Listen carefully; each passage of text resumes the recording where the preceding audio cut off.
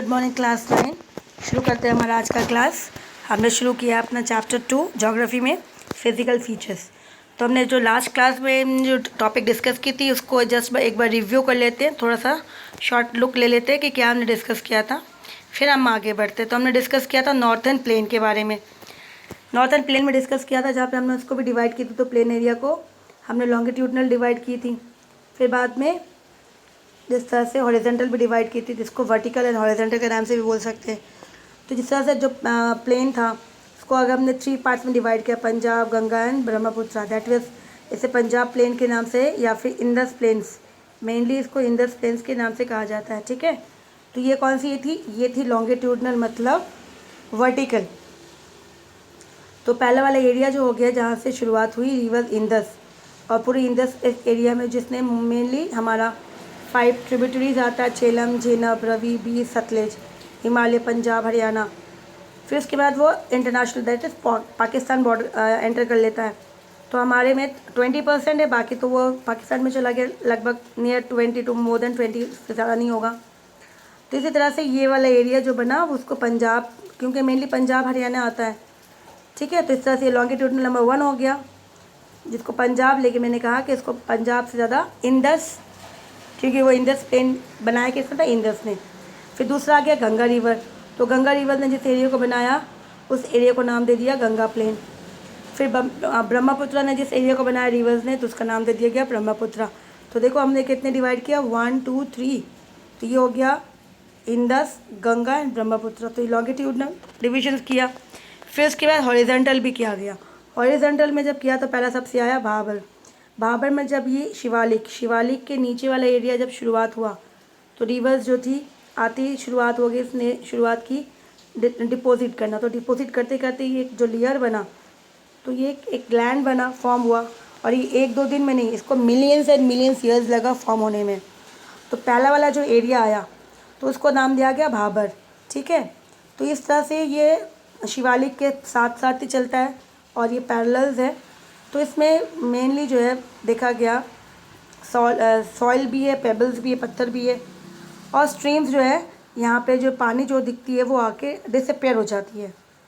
ठीक है, पानी जो है वो डिसअपेयर हो जाती है कहा गया। लेकिन फिर वापस दूसरा एरिया जब आता है दैट इज़ तराई। जो तराई एरिया आता है, तराई एरिया में कहा गया वापस ये जो है रिवर्स यहाँ नहीं दिख रही थी स्ट्रीम्स, ये वापस इसमें फ़्लो होने लगती है, तो जिसके कारण इसका मिट्टी क्या हो गया, गीला, स्वैम्पी, मार्शी लैंड हो गया। और कहा जाता है ये वाला एरिया जो है बहुत ज़्यादा डेंसली फॉरेस्ट एरिया है। और जब ये इंडिया एंड पाकिस्तान की डिवीज़न हुई थी, व्हेन वी गेट इंडिपेंडेंस 1947 में, तब यहाँ पे जो लोग पाकिस्तान से इंडिया आए थे तो उसको उन लोगों को भी इसी एरिया में जो है इसी एरिया को दिया गया था, इसी सेकंड एरिया को तराई रीजन्स को दिया गया था, कट करके बहुत से एरिया उनके लिए रेजिडेंशियल बनाया गया। और उसके साथ साथ इवन हम लोगों ने भी इसको बहुत कुछ आज फॉरेस्ट एरिया को कट किया है, किसके लिए, कल्टीवेशंस के लिए, ताकि हम जो है अनाज यहाँ पे इजीली ग्रो कर सके। तो ये सेकंड एरिया था तराई। फिर थर्ड आता है भागर। भागर जो है इसको कहा गया पहला वाला भाबर जैसा तराई। फिर तीसरा आता है भागर। अब यहाँ जो पहले से दूसरे में आया, दूसरे से पहले में यहाँ स्ट्रीम्स नहीं दिख रहा था, दूसरे में वापस स्ट्रीम्स दिखने लगा, नंबर 1, नंबर 2, तो ये नंबर 3 हुआ।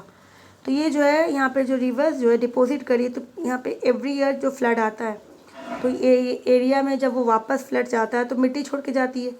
तो इसी तरह से जो यहाँ पे डिपॉजिट हुए सेडिमेंट्स की एंड सॉइल्स की, एलुवियल सॉइल्स की, तो ये पुराना हो गया। तो इसके लिए इसका नाम दिया गया Bhangar, that is old alluvial soil. फिर उसी के बाद जब ये लेयर्स आगे बढ़ा तो वो एक और लेयर फॉर्म हुआ, दैट इज़ खादर, नंबर 4। तो ये नंबर 3 हुआ, तो ये नंबर 4 हो गया, खादर। और कहा जाता है जब भी न्यू फ्रेश फ्लड आती है तो फ्रेश सॉइल जो होती है अब इस एरिया में डिपॉजिट होती है, तो इसी तरह से इसको खादर के नाम से कहा गया। तो इसी तरह से हमने देखा वर्टिकल हमने किया, फिर horizontal, Bhabar, Terai, Bhagar and खादर, इस तरह से 4 रीजन्स में। आज फिर हम लोग डिस्कस करेंगे अपना पेनिनसुला प्लेटो। तो हमारा पेनिनसुला प्लेटो है वो एक्चुअली कहाँ पर है, अभी आपको अगर मैप में याद होना चाहिए कि मेनली जो आपका पेनिनसुला किसे कहते हैं?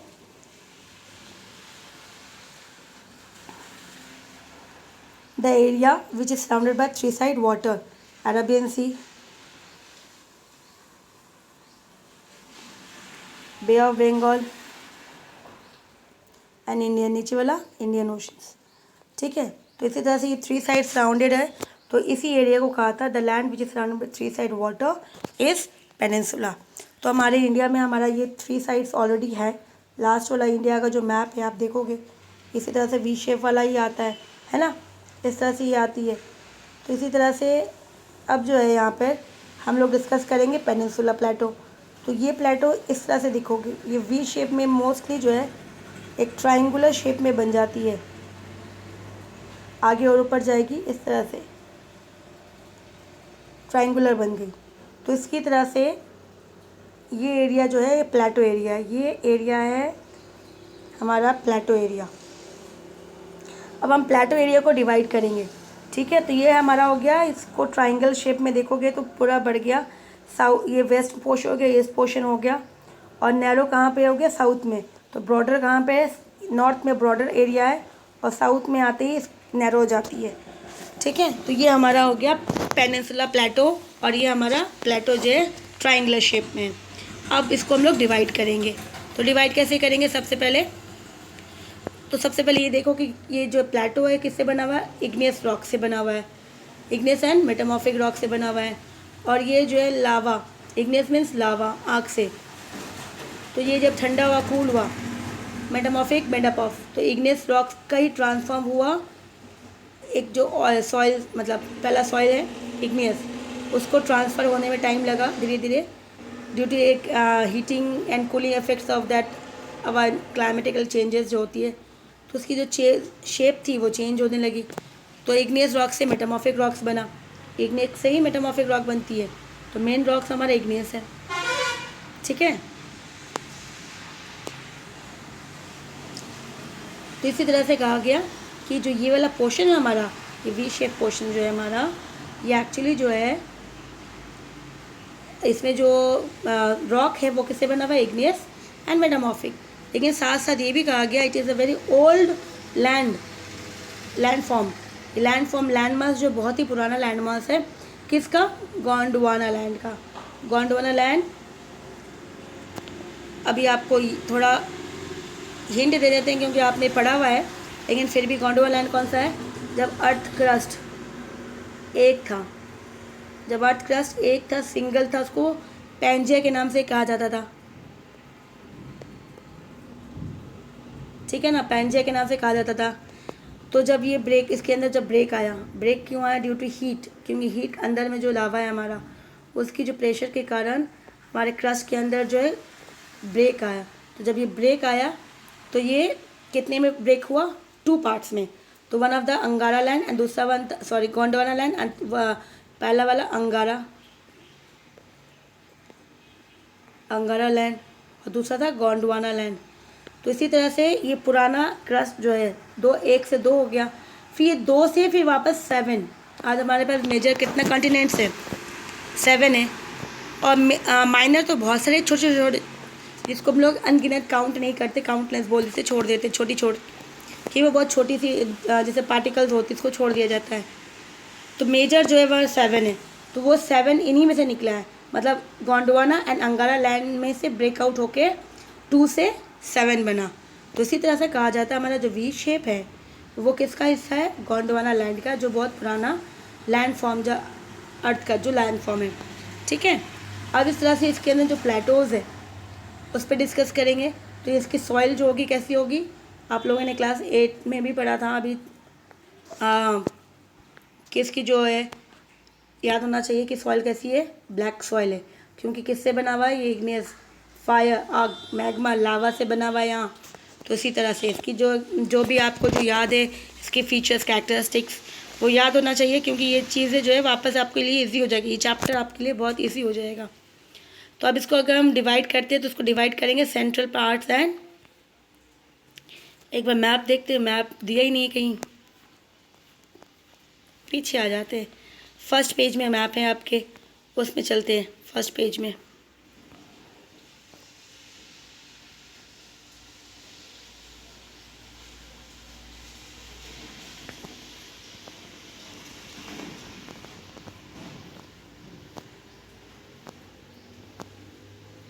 ये रहा, ये रहा आपका प्लेटो। ये वाला दिख रहा है आपको, ये प्लेटो वाला ट्रायंगल शेप लगभग। तो इसको भी डिवाइड किया गया 2 पार्ट्स में, क्योंकि यहाँ से जो रिवर्स है, यहाँ से एक रिवर गई, 2 रिवर गई।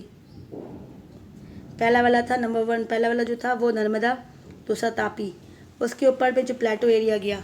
ठीक है, तो ये हो गया हमारा सेंट्रल प्लेटो, इसको डिवाइड किया गया सेंट्रल प्लेटो।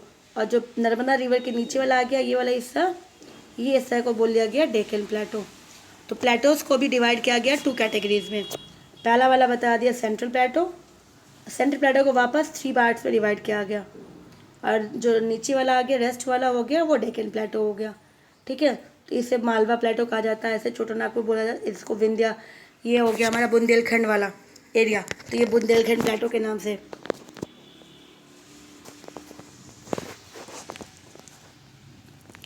ठीक है, तो ये इस तरह से वापस एक बार देख लो बेटा, ये जो रिवर, यहाँ से 2 रिवर जाती है, पहला है नर्मदा, फिर उसके बाद तापी। तो नर्मदा और तापी के बीच में सतपुरा रेंजेस है, विंध्या रेंजेस भी, 2 रेंजेस आती है। तो ये वाला जो एरिया आ गया अपना, ये वाला एरिया, ये पूरा एरिया तो हो गया हमारा सेंट्रल प्लेटो। ठीक है, लेकिन इसको भी डिवाइड किया 3 पार्ट्स में। तो पहला वाला जैसे हम from west to east move करते हैं, वेस्ट टू ईस्ट मूव करते हैं ना, तो ये मालवा प्लेटो हो गया, बुंदेलखंड प्लेटो हो गया, ये हो गया, इसको बुंदेलखंड भी बोलते हैं, लोकल नेम से बोलते हैं। और ये वाला हो गया हमारा छोटा नागपुर प्लेटो। तो ये हो गया सेंट्रल प्लेटो का ग्रुप्स हो गया, कलेक्टिवली 3। फिर आता है डेक्कन प्लेटो, ये वाला हिस्सा जो है डेक्कन प्लेटो का हिस्सा है। ठीक है, तो इसको 1 बाय 1 अभी हम लोग पढ़ लेते हैं।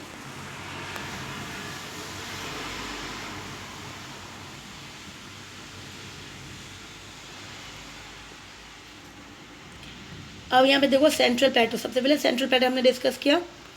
यहाँ पे कहा गया कि सबसे पहले हमने डिवाइड किया प्लेटो को 2 पार्ट्स में, सेंट्रल एंड डेक्कन प्लेटो, जो हमने डिस्कस किया अभी, है ना।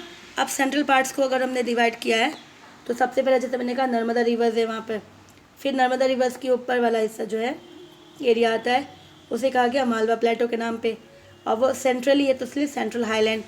फिर विंध्या रेंजेस जो बीच में आ रहा है, सतपुरा रेंजेस, और साउथ की साइड नीचे जा अरावली, मतलब ये जो अपने इस पोर्शन से इस तरह से राजस्थान है, तो यहाँ पर ही आता है अरावली रेंजेस। ठीक है ना, सॉरी, हाँ अरावली रेंजेस ये वाला है, ये अरावली रेंजेस है। तो इसी तरह से ये मूव करती है, कहाँ तक जाती है, अरावली रेंज, इस तरह से मूव करती हुई इस तरह से एरिया जो है इस तरह से बढ़ते हुए फिर इधर से बीच में से जाएगी एरिया। तो Satpura range, Aravalli range, north, ऊपर नॉर्थ हो गया, ये वेस्ट हो गया, नॉर्थ वेस्ट, तो ये वाला नॉर्थ हो गया, ये वेस्ट हो गया, north west, extension toward the western gradually. तो वहाँ पे अगर जाती है तो सैंड डेजर्ट है, ये पूरा का पूरा सैंडी राजस्थान, थार डेजर्ट आ गया। तो इस तरह से इसका एक्सटेंशन है। फिर द रिवर जो है ड्रेन करती है, उस एरिया में कौन रिवर ड्रेन करता है पानी, चंबल है, काली सिंधी, बेतवा, कीन, ये सारे जो रिवर्स है from south west to north west इसके डायरेक्शन है। तो इसके इंडिकेट करती है south west to north west, इसकी स्लोप कहाँ है। फिर आता है, अब जब वो ईस्ट की तरफ बढ़ती है वेस्ट से, वाइल ईस्ट में जाती है, तो वो थोड़ी छोटी, मतलब उसकी जो चौड़ाई थी, ब्रॉडर थी, जिस तरह से वो धीरे धीरे कम होने लगती है। इस तरह से है वो, है ना, पहले वो ज़्यादा ब्रॉडर है, अब साउथ ईस्ट में जाएंगे तो थोड़ा कम हो जाती है, इस तरह से वो। तो ये कहा जा रहा है इसमें। तो इसी तरह से फिर बुंदेलखंड आगे, जैसे मिडिल वाला मैंने कहा था बुंदेलखंड, द सेंट्रल हाईलैंड है, उसको लोकली बुंदेलखंड के नाम से कहा जाता है। यहाँ पे 2 नाम दिया गया, बुंदेलखंड भी कहते हैं, बागेलखंड भी कहा जाता है। लोकली लोग बुंदेलखंड के नाम से जानते हैं, ज़्यादा पॉपुलर है ये। फिर छोटा नागपुर प्लेटो इज़ ऑल्सो, जो लास्ट वाला पोर्शन था वो छोटा नागपुर प्लेटो के नाम से। फिर अब आता है नीचे वाला, जो हमने लास्ट बताया था, वो इस पोर्शन में जो लास्ट वाला था, इसके ऊपर वाला हिस्से से इस तरह से जाते जाते ये वाला पोर्शन था, ये हमारा डेक्कन प्लेटो है। ठीक है, तो ये डेक्कन प्लेटो जो है, ये भी कहा गया, रिवर जो नर्मदा जा रही थी, ये हो गई नॉर्थ, ये साउथ हो गई, तो कहा जा रहा है रिवर्स नर्मदा के साउथ वाला नीचे से हिस्सा जो आता है, और सतपुरा रेंजेस जो है उसके वो बॉर्डर करता है इसको अलग से पूरा।